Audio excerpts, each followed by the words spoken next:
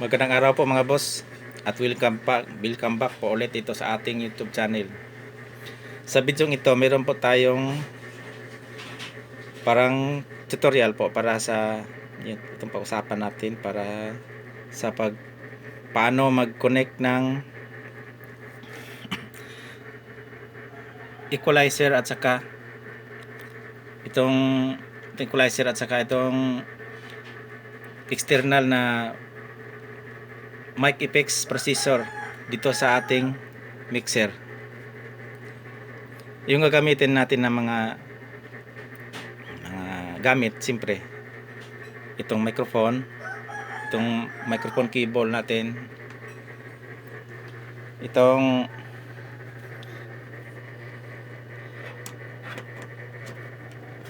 female XLR to RCA, yung output para galing sa mixer punta doon sa amplifier. Itong galing sa mixer na ginawa kong parang Y na parallel po siya.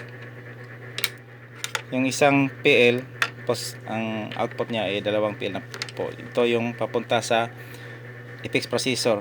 Ito po yung galing sa mixer na galing sa auxiliary output. Saka ito, dalawang PL to PL na wire. Ito po yung galing sa output dyan sa sa processor, papunta balik dito sa line ng mixer. At meron pa palang kulang dito, yung dalawang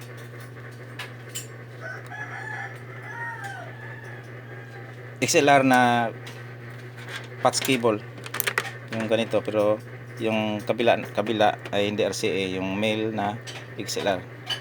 Sandali lang at kukunin ko. At ito na po yung ating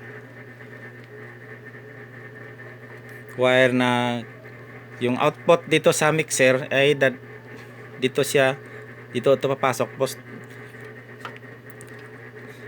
papunta dito sa equalizer. Tapos yung output ng equalizer, yun ang papunta doon sa sa amplifier. Ito lang po ay sa mga newbie na hindi pa nakakaalam sa setup na ito, pero sa mga ibang mga bihasang-bihasa na ay hindi na nila kailangan to kasi alam nila. I-setup muna natin at kasi nag-100 na po tayo ng isang yung cellphone ay tayo lang po yung mahawak. I-set up ko muna, tapos papaliwanag ko later. At ito na po siya mga boss. Ito yung galing sa left and right na mix out ng ating mixer. Ito ay papunta dito sa input, dito sa input ng ating equalizer. Ito, input.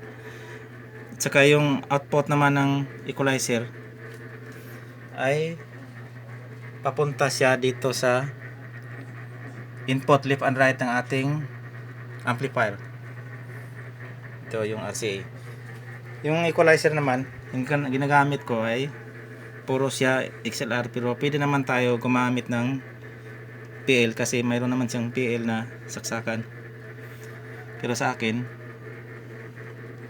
XLR kasi yung available na wire ko dito. Kaya yun lang ginagamit ko. Lalagyan muna natin ng microphone at test natin mamaya. Ito pa lang sa sa effects. Ito yung galing sa mixer, sa output siya, auxiliary output. Tapos pumapasok siya dito sa input ng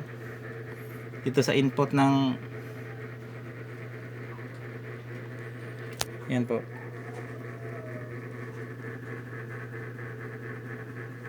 Audio input ng processor.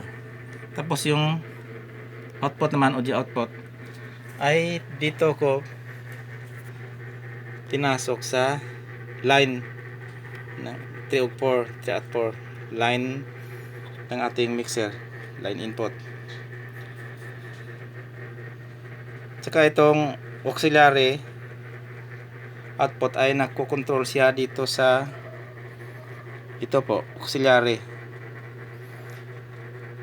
Ito yung paglalagyan ko ng microphone.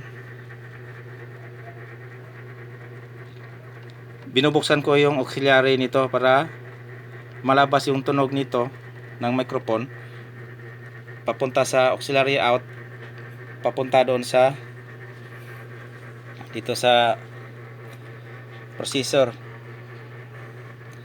Tsaka yung output niya papunta dito, itataas din natin tong yang feeder para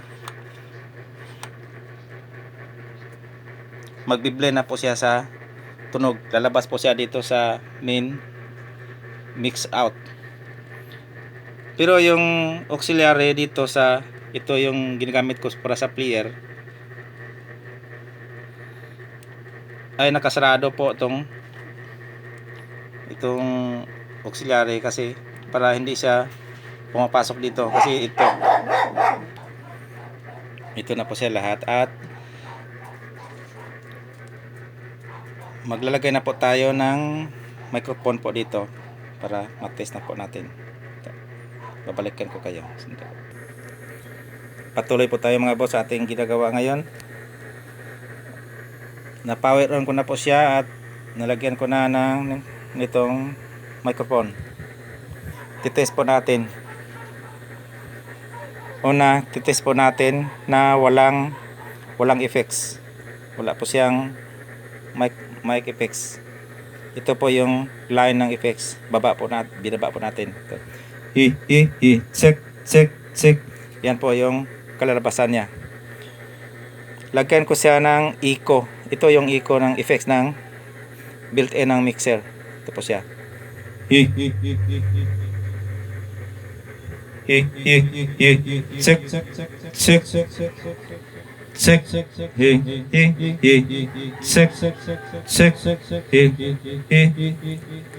Ganyan po yung echo. Tapos ito po yung effect ng may processor.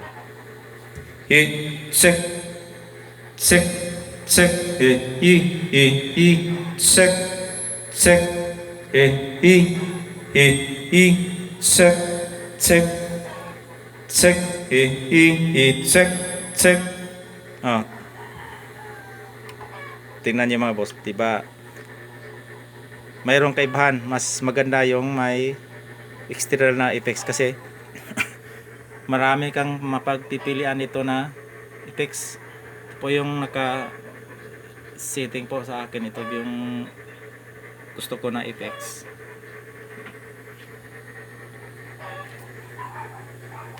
Yan po mga boss.